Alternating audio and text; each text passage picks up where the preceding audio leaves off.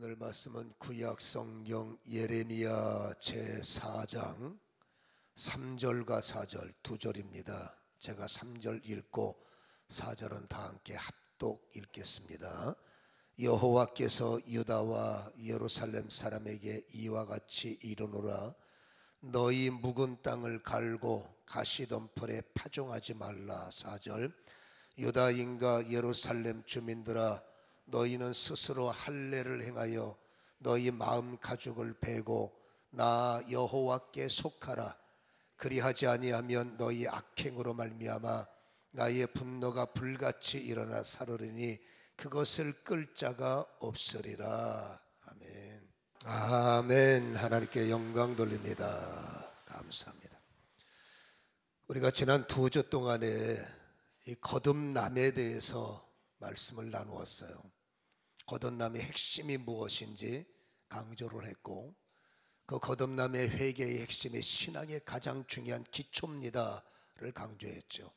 회개는 우리가 알고 있는 뉘우침이 아니라 돌이킴이요 아버지께로 돌아가는 것, 그리고 반지를 찾아 끼고 더러워진 예복 벗고 하나님의 예복을 입는 것, 그것이 회개의 기초다, 신앙의 기초다 말씀을 드렸어요. 거듭났다는 것은 중생했다는 거죠. 새로운 출발, 영적 생명이 시작되는 것인데, 여러분 아이를 놓고 그냥 있으면 아이가 삽니까? 뭔가 영양분을 찾아 먹듯이 거듭난 이후에 반드시 필요한 것이 바로 자라남이죠.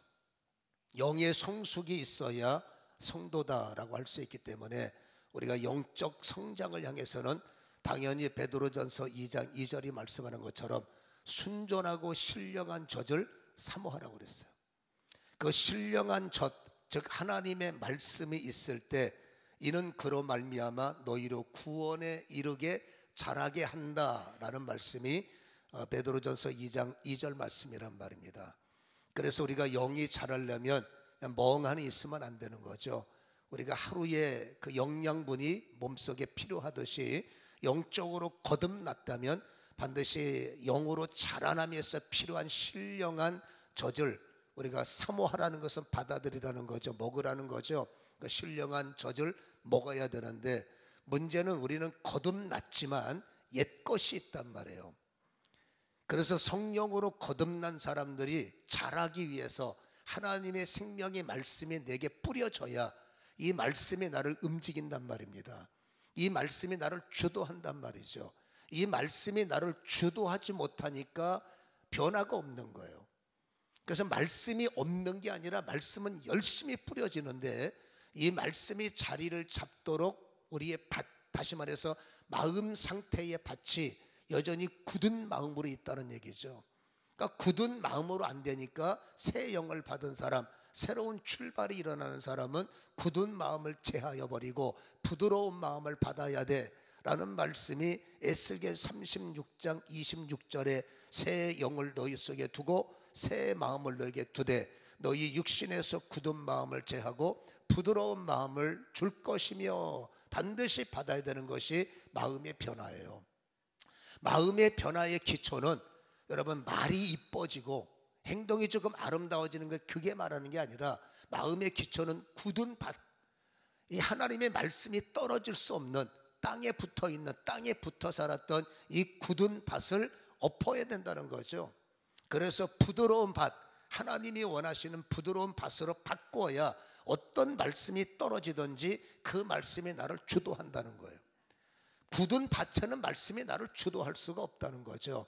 그래서 여러분, 이 말씀을 우리가 이 마음의 밭을 뒤집어 엎는 것이 거듭난 사람들이 해야 할 반드시 후속 타임을 우리는 기억을 해야 된다라는 거죠. 우리의 굳은 밭을 이게 마음의 가죽을 베고 주님께, 여호와께 속하지 않으면은 어떤 현상이 나타나요? 여러분, 사람 속에는 굳은 마음이라는 게 있단 말입니다. 말씀이 말씀되지 못하도록, 여러분 이 굳은 마음은 결국 하나님의 생명에 도달하지 못하도록, 하나님의 생명을 누리지 못하도록 굳은 마음이 방해를 하는 거예요. 그래서 에베소서 4장 18절에 보면 이렇게 말합니다. 그들의 마음이 굳어짐으로 하나님의 생명에서 떠나 있도다. 굳은 마음이 풀리지 않으면 하나님의 비오스는 육신의 생명이고 조회는 거듭난 생명이란 말이죠. 우리는 조회가 나를 주도해야 돼요. 거듭난 영성, 영적 호흡이 나를 주도해야 되는데 굳은 밭에서는 이 조회가 역사할 수가 없어요. 그러니까 반드시 어떻게 해요? 굳은 마음을 제하여 버리고 우리는 부드러운 마음을 가져야 된다. 조회를 가질 수 없기 때문입니다. 그래서 우리의 마음은 반드시 과거에 익숙해져 있던, 과거에 살았던 굳은 밭을 부셔버리고 이제 부드러운 마음을 가져야 되는데, 이 굳은 밭을 부시지 않으면 여러 가지 부작용이 있어요. 그 중에 하나가 뭐냐면 사도행전 19장 8절과 9절에 보면 8절에 바울이 회당에 들어가서 3달 동안, 바울이 누굽니까? 말씀의 대가잖아요. 바울이 누굽니까? 아주 조직적인 사람이거든요. 말씀이 얼마나 여러분 칼 같았겠어요. 3달 동안 강론했으면 그 말씀을 받은 사람들은 많은 변화가 일어났을 거예요. 근데 항상 말씀을 받을 때는 여러분 두 부류로 나눠지더라고. 변화되는 사람, 변화되지 못하는 사람. 이 사도행전 19장은 그걸 말해주는데 8절에 바울이 회당에 들어가 3달 동안 담대히 하나님 나라에 관하여 강론하며 권면하되, 3달 동안의 결론이 쫙 나눠지는데 9절에 보면 어떤 사람들은 마음이 굳어라고 말해요. 이 마음이 옥토가 되지 않으면 그 마음이 더 굳어져서 오히려 순종하지 않고 이렇게 됩니다. 무리 앞에서 이 도를 비방하거늘, 바울이 그들을 떠나 제자들을 따로 세우고 도란노 소원에서 날마다 강론한다라고 되어 있어요. 여러분, 어떤 사람들은 말씀을 받아 파송을 받고, 어떤 사람들은 말씀을 받아 순교도 하고, 어떤 사람들은 말씀을 받아 제자화가 되어서 전도자가 되고 선교사가 되고, 그게 어떤 사람들이에요. 근데 이 사람들은 누굽니까? 다음에 마음이 부드러워진 사람. 근데 마음이 굳은 사람들은 오히려 뭐예요? 순종하지 않고 사람들에게 충동질시키고 여러분 그렇게 해서 도를 비방하는 이러한 사람들, 그때 성령은 마음속에 분리해야 돼라는 마음을 주시는 거죠. 여러분, 하나님의 말씀과 계속 할 때 말씀을 받아들이는 사람을 따로 떼는 것이 바울이었어요. 바울이 그들을 떠나, 그들이 누굽니까? 말씀을 안 받아들이는데 어떡합니까? 안 맞으면 떠나는 거죠. 그래서 그들을 떠나서 제자들을 따로 세우고 도란노 소원에서 날마다 강론했다라고 그랬어요. 그래서 여러분, 시작은 함께 하지만 말씀에 그러니까 심령이 굳어서 변화가 안 되는 사람은 여러분 어쩔 수 없죠. 성령의 촛대를 옮겨야 돼. 그래서 여러분 그들을 떠나서 말씀을 받는 사람들을 따로 세우고, 그게 두란노 소원의 시작이죠. 그리고 날마다 강론한 모습을 보여주고 있는 거예요. 그러니까 마음이 우리가 쉽게 말해서 뒤집어지지 않으면은 결국 말씀이 나를 움직이는 게 아니라 오히려 말씀 때문에 괴로워지는 거죠. 괴로워지는 말씀을 어떻게 받아들입니까? 대적하는 게 맞고, 여러분 아니다, 그렇죠? 무리를 충동하는 건 맞겠죠. 그의 마음이 굳어져서 그래요. 그래서 여러분, 이 마음이 굳어지는 것이 풀리지 않았을 때는 여러분 어떤 사건들이 벌어져요. 그 사건들이 뭐냐면 누가복음 21장 34절에 보면 너희는 스스로 조심해야 돼 라고 말합니다. 그렇지 않으면 여러분, 말씀의 지배를 받으면 없어질 것들이 방탕함이고, 말씀의 지배를 받으면 술 취함, 그리고 생활의 염려. 여러분, 하나님이 방탕함을 멈추게 하잖아. 술 취하는 혼합의 마음을 정화시켜 버리잖아요. 생활의 염려, 말씀을 받아들이면 하지 말라는 게 왜 살아납니까? 말씀의 능력이 가슴에 자리 잡으면 염려가 소멸되고, 염려 가운데 뭔가 기대감, 하나님께서 어떻게 나의 이 굶주림을, 하나님께서 어떻게 나의 빈곤함을 피하게 하실까, 이 기대감이 생기는 거죠. 그러나 마음이 굳기 때문에 그게 막혀버리는 거예요. 그러니까 방탕함과 술 취함과 생활의 염려로 더 마음이 둔하여지고 뜻밖의 그날이 덫과 같이 너희에게 임하리라 그랬어요. 여기서는 불신자를 말하는 게 아닙니다. 너희라는 것은 말씀을 받아야 되는데, 여러분 말씀을 받지 못하고 계속 말씀에서 이탈되고 말씀에 굳어져 말씀을 대항할 때 성경에는 뜻밖의 그날이 덕과 같이 너에게로 오진다 그랬어요. 물론 이 누가복음 21장은 세상의 종말을 이야기하는 거예요. 마지막 때에는 뜻밖의 덕과 같이 하나님의 재림과 하나님의 심판에 너희들은 걸려 라고 말합니다마는, 살면서 그날이 이를 때까지 덫은 일어나는 겁니다. 징계라는 덫도 있고 함정이라는 덫도 있고, 말씀을 받으면 함정이 우리를 이기지 못하지만 말씀을 받지 못하면 함정이 우리를 이겨버리겠죠. 그래서 시브리서 3장에 보면 사단이 주는 덫은 여러분 이따 통과시키고, 하나님이 여러분 어떻게 하든지 사람 만들려면 근황 주시겠어요? 시브리서 3장 15절에 이렇게 말합니다. 하나님의 가장 큰 것은 진노잖아요. 여러분, 믿지 않는 불신자들에게는 진노하신다고. 진노의 결과는 심판이잖아요. 근데 이 원문을 보면 진노보다 조금 더 센 단어가 경노입니다. 누구에게 경노하시느냐? 성경에 일렀으되 오늘 너희가 그 음성을 듣거든 경노하시게 하던 것 같이 너희의 마음을 완고하게 하지 말라. 하나님의 말씀을 받을 때 마음이 완고하면 안 된다는 거예요. 마음에 계속 완고함이 지속되면 너희의 마음을 향한 하나님의 경노가 시작된다라고 말하는 거죠. 그래서 여러분 시브리서 3장 16절 17절 보면 광야의 멸망을 말하면서 18절에 중요한 단어를 던집니다.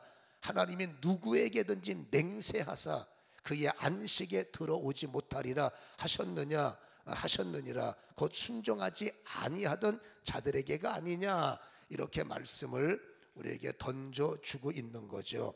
그래서 우리가 거듭났으면 우리의 과거 말씀을 거부하게 하고 말씀을 받지 못하게 하는 이 굳은 마음을 반드시 부드러운 마음으로 바꿔야 된다는 것을 강조하고 있어요. 우리가 읽은 성경의 핵심이 뭡니까? 여러분, 묵은 땅을 3절에 우리가 읽었죠. 예루살렘 사람들아 너희 묵은 땅을 갈아야 돼. 그리고 가시덤불에 파종하면 안 돼.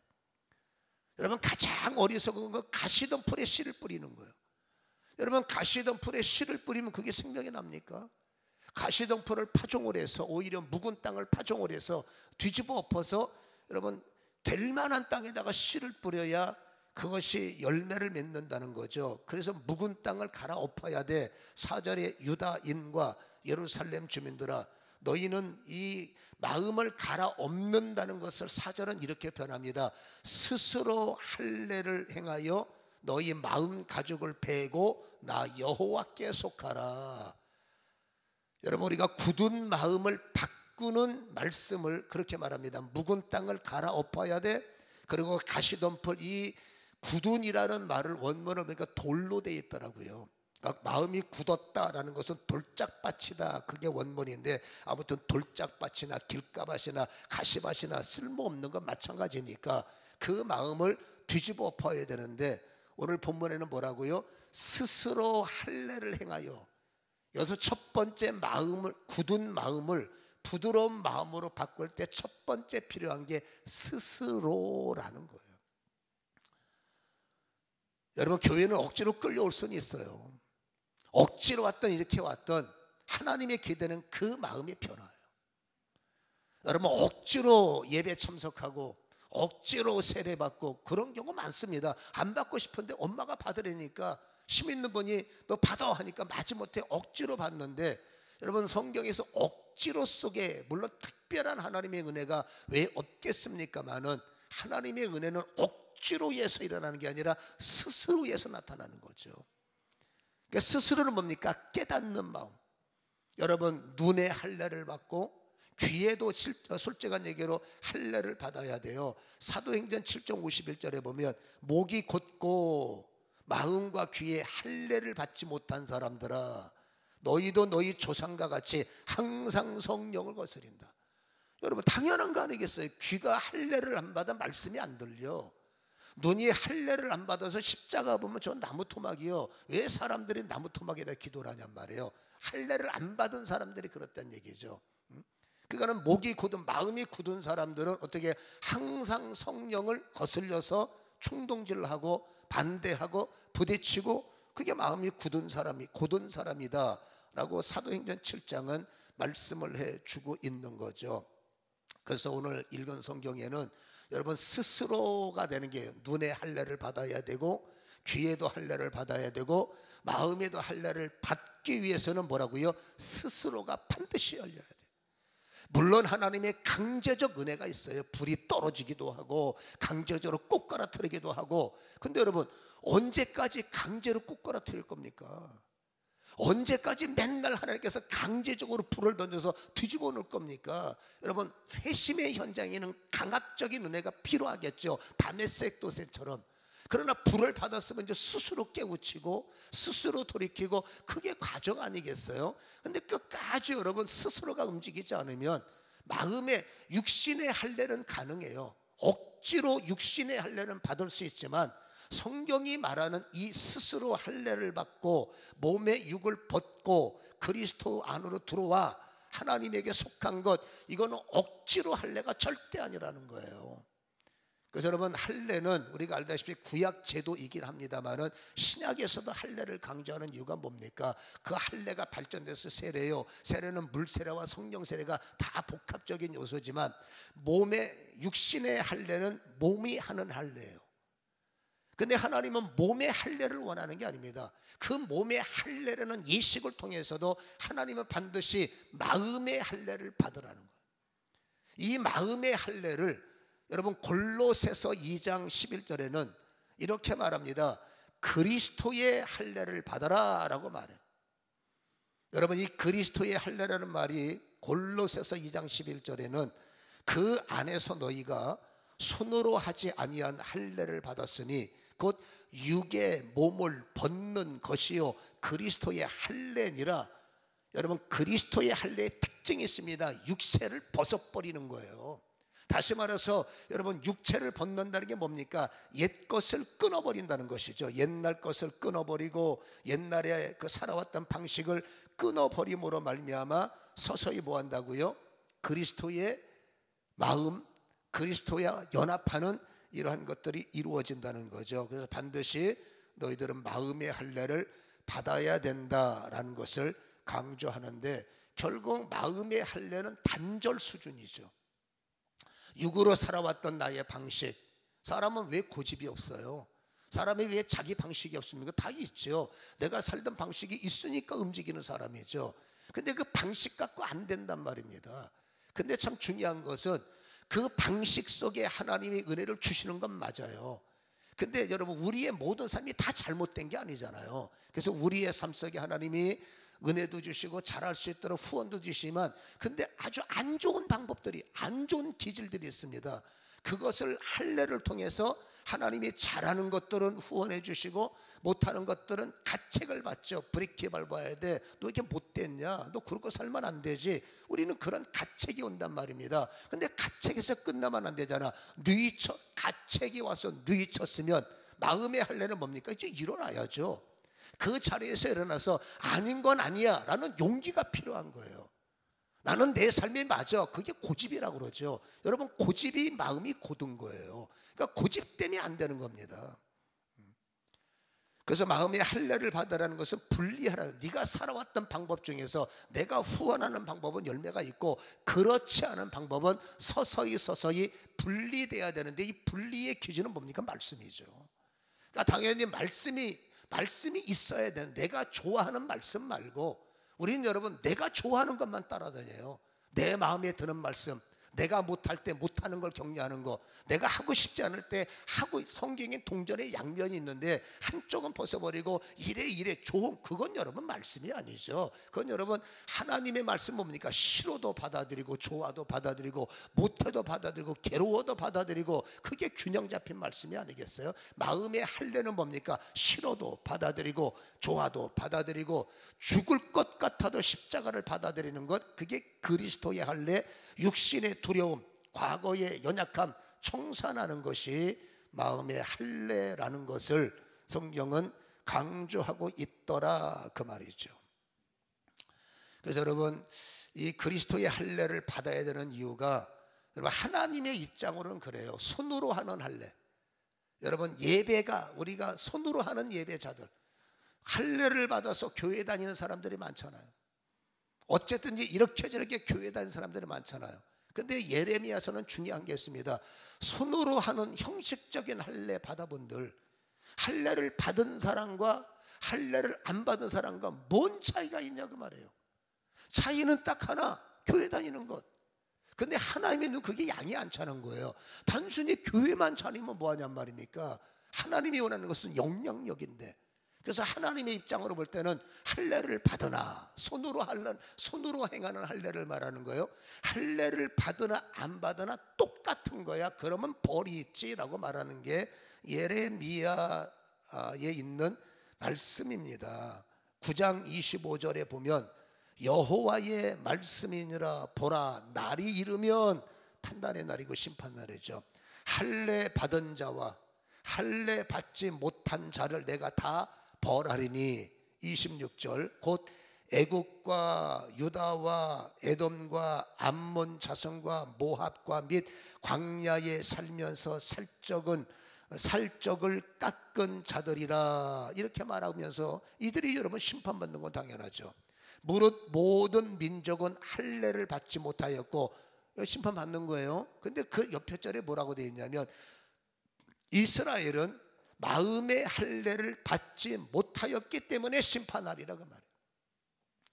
여러분, 육으로 할례를, 손으로 하는 할례를 받았어. 근데 니네 마음이 이렇게 음란하냐? 손으로 하는 할례를 받았는데 저들과 니네하고 차이가 뭐냐고 말해요. 손으로 할례를 받은 사람들에게 믿는 사람과 안 믿는 사람과 뭔 차이가 있냐? 차이는 하나, 예배는 드리는 거예요. 근데 예배 드리는데 예배가 음란한 거예요.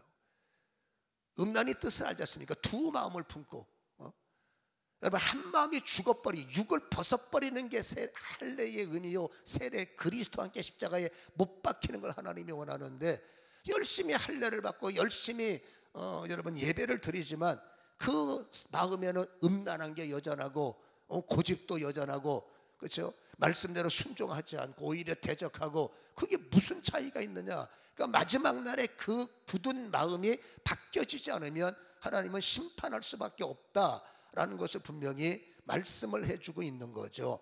그래서 로마서 2장 28절과 29절에 강조하는 것은 표면적인 유대인이 아니라 표면적인 할례가 무슨 할례냐, 똑같은 심판의 대상이다. 그러면서 29절에 강조하는 것은 이면적 유대인이지.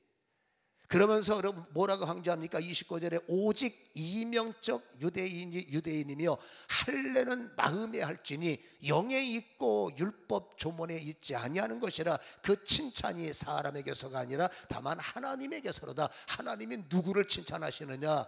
나 교회 다니는 사람이에요. 잘하긴 잘한 거죠.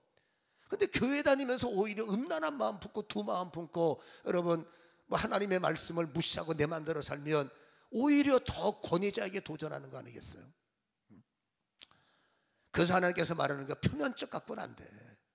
이면적이라는 게 뭡니까? 오늘 설교의 제목처럼 여러분 마음의 변화를 강조하는 마음의 옷을 바꿔버리고, 그 다음에 하나님에게 속하는 것이 그게 이면적 유대인이요 이면적 성도다라는 것을 강조하고 있는데, 할례는 마음에 할지니, 그렇다면 마음의 할례가 뭐냐고 말해요.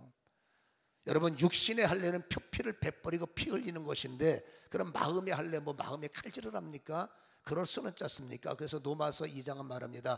할례는 마음에 할지니 영에 있고라는 것은 in the spirit이라고 되어 있어요.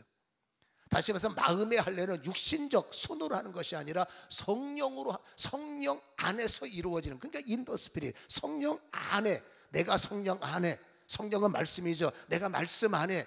그러니까 여러분, 이 마음의 할례는 할례 한 번 받았다고 사람이 뭐 눈에서 불이 나고 날개를 달리고 날아다니고 이례적 표면적 표적, 여러분 표적은 표면적이란 말입니다. 표면적 사건이 아니라 마음의 변화.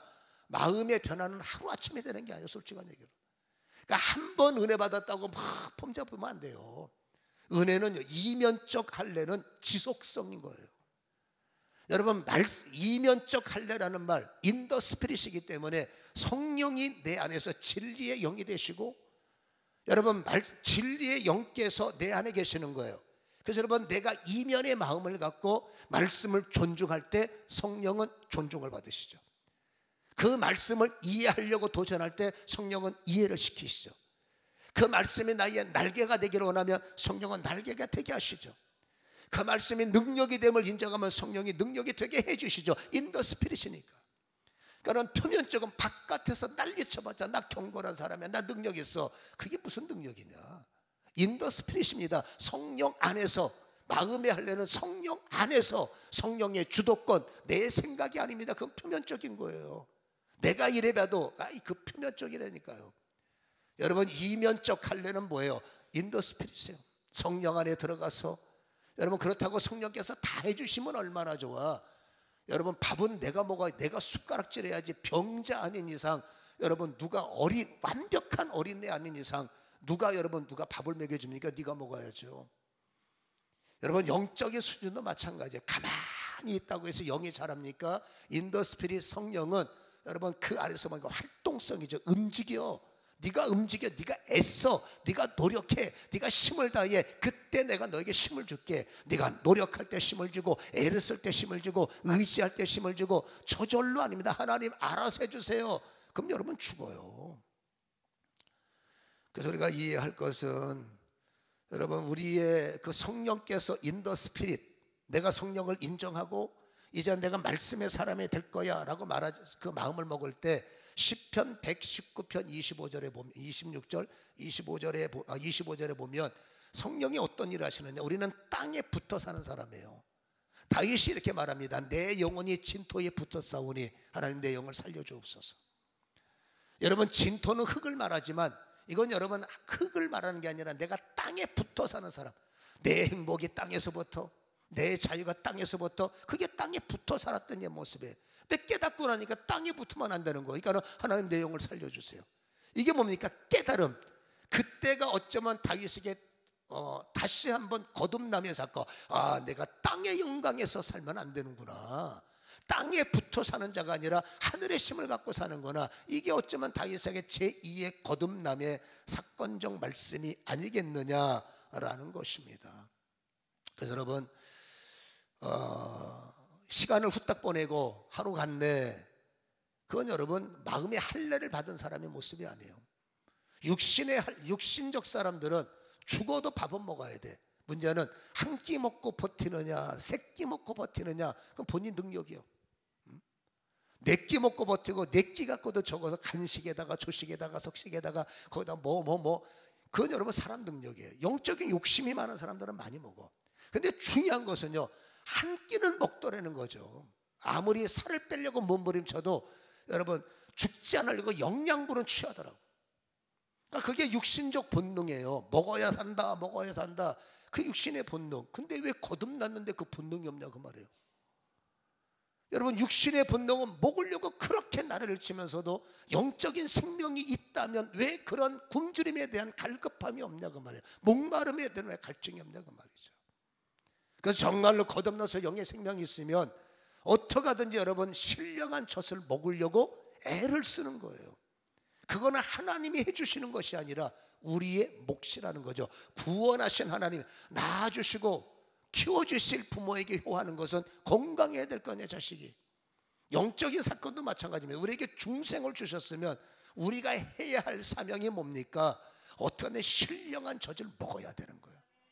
인더 스피릿, 성령 안에서 어떻게 하든지 말씀을 받아들이는데 여러분 내 마음에 맞는 말씀이 아닙니다. 말씀에 내가 들어가서 인더 스피릿이니까 성령을 내 안에 넣는 것이 아니죠. 여러분 영접의 가정을 말하는 게 아니라 성령님 안에, 말씀 안에 내가 들어가는 거예요. 그래서 그 말씀에 내가 융합되고 그 말씀에 분해돼서, 여러분 옥토는 분해, 씨가 그대로 하늘 그대로 있으면 그건 씨요. 그 씨가 부셔져야 열매가 되고 그 씨가 부셔져야 돈이 되는 거지, 그 씨가 하늘 그대로 있으면 되겠어요? 근데 육에 속한 사람들은 그냥 그 모습 그대로 10년 전이나 어제 전이나 계속 그 모습이 있는데, 옥토는 뭡니까? 부셔지는 거예요. 죽은 씨는 뭡니까? 부셔지는 거예요. 부셔져야 싹이 나고 열매를 맺는다는 것, 이건 세상적 상식인 거죠. 그래서 여러분 이 마음의 할례를 받아라 라는 말씀에 가장 핵심적인 것이 뭡니까? 여호수아서 1장 7절 8절이 내 삶의 핵심적 요인이에요. 여호수아서 1장을 보면 오직 강하고 극히 담대하라, 이게 시작이거든요. 근데 우리는 이 말씀을 눈을 감고 싸우는 일에 강해야 돼, 사랑하는 일에도 강해야 돼. 맞지요? 근데 이 말씀을 다시 한번 보면은 우리는 언제 강하고 담대해야 되느냐? 오직 강하고 극히 담대하여 나의 종 모세가 내게 명령한 그 율법을 다 지켜 행하고 우로나 좌로나 치우치지 말라. 그리하면 어디로 가든지 형통하리라. 여러분, 강하고 담대한 사람의 열매가 뭐냐? 형통해요. 그것도 어디를 가든지. 우리는 언제 강하고 담대해야 됩니까? 사람들 앞에서 강하고 담대하고 폼 잡고 그게 아니죠. 말씀을 지키는 일에. 여러분, 전쟁에서 마음을 강하게 하라, 그게 아니죠. 이 말씀의 핵심은 뭡니까? 여러분, 말씀을 받아들이고. 전쟁터에서 성경 보는 게 쉽겠습니까? 그러나 전쟁 네가 하냐 내가 하지? 그러니까 여러분, 다윗도 그러세요. 아무리 바빠도 예배는 드린단 말이에요. 다윗의 주택 전쟁 가운데서도 그것을 흉내내는 사람들이, 여러분 알라 몰라 그거 섬기는 사람들 알아요 몰라요? 그들은 여러분 하루에 5번 싸움질 하다가도 여러분 땡 치면은 잠깐 스톱 쉬죠. 지네끼리 부부싸움을 하다가도 시간 되면 잠깐 스톱 해서 지네가 섬기는 그 앞에 엎드려 절하다가 자 끝났어 다시 붙어. 이게 남들이 볼 때는 웃기는 일이 아니죠. 그들은 생명이죠. 그러니까 그런 게 그게 부러운 거예요. 어렸을 때부터 훈련이 돼가지고 하루에 5번은 죽었다 깨내도, 하루에 정해진 시간은 죽었다 깨내도 나는 절해야 돼, 나는 예배드려야 돼. 그 정신은 부럽더라는 거예요. 그래서 왜 그들은 그 일에 강한 거예요. 담대함이 있다는 얘기죠. 그래서 우리의 여러분 용기와 우리의 담대함은 여러분 어떤 상황 속에서도 하나님의 말씀을 묵상하고 하나님의 말씀을 받아들이고 그 말씀대로 따라가려고 하는 일에 우리는 극히 강하고 담대하셔야 돼요. 그 말씀 앞에서 내 자존심을 포기하는 일에 극히 강하고 담대하셔야 돼요. 그 말씀 앞에서 내 살아온 방식을 부셔버리는 일에 우리는 극히 강하고 담대하셔야 됩니다. 그 극히 강하고 담대한 게 마음의 할례라는 거예요. 내가 오늘 무슨 일이 있어, 오늘부터 내가 성경을 볼 거야. 그 일에 극히 강하고 담대하고 실천하는 마음이 뭐라고요? 마음의 할례라는 거죠. 생각만 하고 안 해. 그건 여러분 할례가 할래 안 할래 안 할래죠. 할례는 할래고 안 할래면 안 할래고. 아무튼 여러분, 그래서 오늘 제가 이 말씀을 접목을 하다가 어떻게 하면 주야로, 8절에 또 그런 말 있잖아요. 이 율법책을 내 입에서 떠나지 말게 하며, 하나님의 말씀이 내 입에서 떠나지 않을 수 있는 용기가 필요하다는 거예요. 주야로 그것을 묵상하며 그 안에서 기록된 대로 지켜 행하라. 그러면 내 길이 평탄하리 형통하리라. 어떻게 하면 우리가 하루에 24시간이라는 시간을 내게 주셨는데 이 24시간에 대해서 말씀을 우리가 씨를 뿌리고 굳은 마음을 푸시려면 아까 말했습니까? 뭐가 있어야 움직이죠. 그러려면 말씀이거든요. 여러분, 하루아침에 사람이 교회 다닌다고 하루아침에 사람이 천사가 됩니까? 그렇지 않습니다. 말씀이 뿌려지는 만큼 바뀌는 거예요. 그러니까 죽어도 안 바뀐다는 것은 지식으로 말씀을 이해하고 있는 거예요. 그냥 말씀을 아는데 그 말씀은 가슴이 없어. 가슴에 말씀인데 어떻게 그 고집이 안 바뀝니까? 어떻게 여러분 죄인이 의인이 안 됩니까? 하나님은 마음이 할례란 말입니다. 그러기 위해서는 여러분 용기가 있어야 돼요. 어떤 용기? 시간을 하라는 용기. 어떻게 하면 우리 교인들이 하루에 한 번은 주의 말씀을 묵상할까 고민을 하다가 어제 저녁에 부목사님한테 단톡방을 만들어라 제가 부탁을 했어요. 단톡방을 만들어서 여러분 열방교회 밴드 안에 들어가시면 뭐가 있느냐? 열방교회 큐티라를 만들었어. 여러분이 힘들까봐 다 번역을 하고 여러분이 힘들까봐 다 적용점을 만들어서 읽기만 할 수 있는, 요즘엔 여러분 너무 이 정보가 너무 여러분이 혼란해요. 그러니까 우리가 여러분 아무거나 받아들이면 문제가 생기는 경우가 많다고. 그러니까 여러분 그 큐티방에 들어가서 앞으로 거기서 큐티를 하시는데 많이 걸리면 5분, 적게 걸리면 5분. 무슨 말인지 아시겠죠? 5분만 여러분이 투자하라. 읽으면 돼. 그러면서 은혜가 되기 시작하면 묵상하죠. 처음에 은혜가 안 되면 그 읽는 것도 못합니까? 화면 딱 열면 한 장이 다 나와 있는 거, 찬송, 말씀, 본문에 대한 묵상, 적용점, 나눔. 간단해요. 이게 처음에 보면 I don't know, you don't know지만 계속 읽으면 어느 날 마음에 할례가 와요. 아, 이게 이거구나, 이게 깨닫는 거구나. 그러면 마음이 옥토가 되는 거죠. 그리고 더 중요한 게 뭡니까? 아, 내가 오늘은 성경 이 셀폰을 열어서 반드시 이 내용을 내가 묵상해야 돼, 말씀입니다. 그렇게 하려고 하는 마음이 뭐예요? 그게 마음이 할례의 시작이라는 거죠. 그래서 여러분, 내가 하나님을 얼마나 귀하게 여기느냐의 핵심은 그 시작에 있는 거죠. 그래서 오늘부터 올려놨으니까 여러분, 열방 밴드에 초청을 받아서 하여튼 들어가시면 다 초청이 되니까 그 돈도 안 들어가요, 무료니까. 그래서 하루에 한 번씩 여러분들이 힘이 들어도 마음의 할례를 받은 자의 순종을 하나님 앞에 드리시기 바랍니다. 그것을 꼭 나는 반드시 하고 말 거야 라는 극히 강하고 담대한 용기가 필요해야만 여러분 그 일이 가능하다는 겁니다. 바쁜데 바쁠수록 더 좋은 거예요. 시간이 남아서 남는 시간에 그걸 보면 잘했다죠. 그러나 시간도 없는데 그걸 보려고, 길을 가면서도 그걸 보려고 애쓰는 게 그게 진짜 마음의 할례의 극대화가 아니겠느냐라는 것이죠. 그런 마음의 할례가 일어나시기를 주님의 이름으로 간절히 소원합니다. 생활의 염려, 아까 말했듯이 생활의 염려, 그런 마음이 굳어져. 먹고 사는 일에 치우치다 보면 마음이 굳어져. 그러면 여러분, 뜻밖의 날이 너한테 이루어질 수 있으니까 우리는 거듭났다면 생활의 염려를 지혜로 바꾸시고 생활의 근심을 무언가 해결로 바꾸는 것이 하나님의 능력 아니겠어요?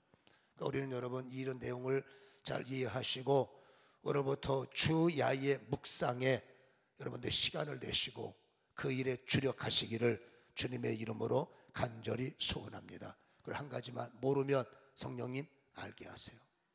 너무 쉽게 이해하려고 하지 말고 성령님 깨닫게 하세요. 모르면 그냥 하세요. 그러나 시작부터 성령님 알게 하시고 성경을 보는 눈에 할례를 받게 하시고 설교 시간에 귀에 할례를 받아 말씀을 좀 깨닫게 하옵소서. 선행적 기도는 반드시 필요하다는 것 기억하시고 깨달아 하나님의 형통, 깨달아 하나님의 평탄의 사람으로 승리하기를 주님의 이름으로 간절히 축원합니다.